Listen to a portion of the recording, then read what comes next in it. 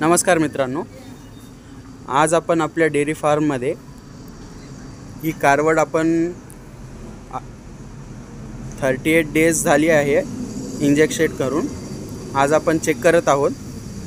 हे आमचे डॉक्टर आहेत। आज हे या म्हशीला चेक करून आपण बघणार आहोत ही प्रेग्नेंट आहे का नाही।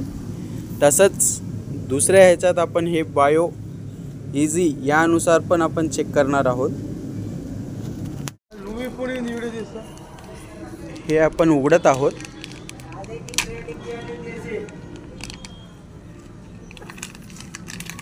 त्याच्यामध्ये आपण काय काय आहे ते बघणार आहोत। हे किट आहे, हे सिरन आहे,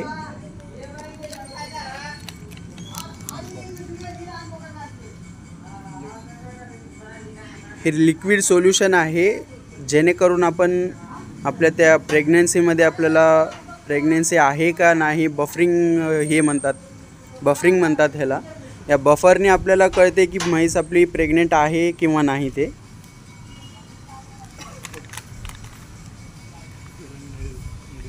हे सिरन निडल आहे, रक्त आपण ब्लड काढून घेण्यासाठी आपल्याला ह्याचा उपयुक्त होतो।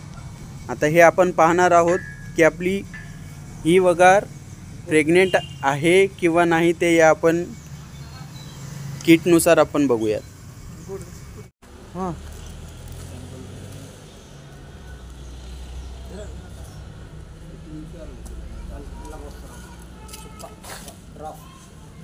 मित्रांनो, हे आपण सॅम्पल काढलेले आहे।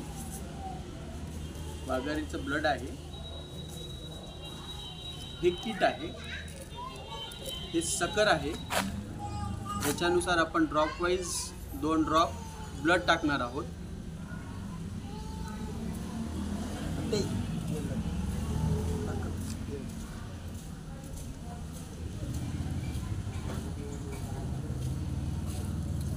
बापू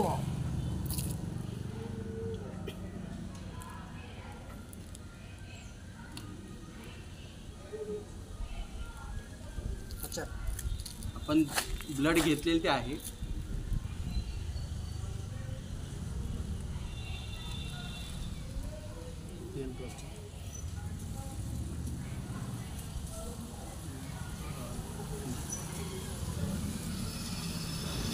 हे बफरिंग किट आहे। हे लिक्विडने आपल्याला हे कळतं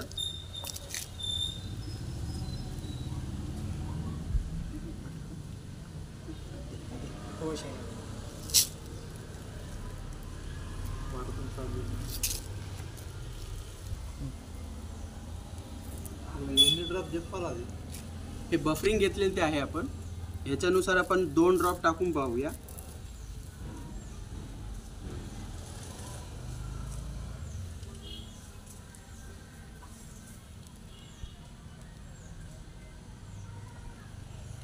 या किटने आपल्याला कळते की आपली वाघार प्रेग्नेंट आहे किंवा नाही ते। आपण ह्याला एक 5 मिनिट तसंच ठेवावं लागते।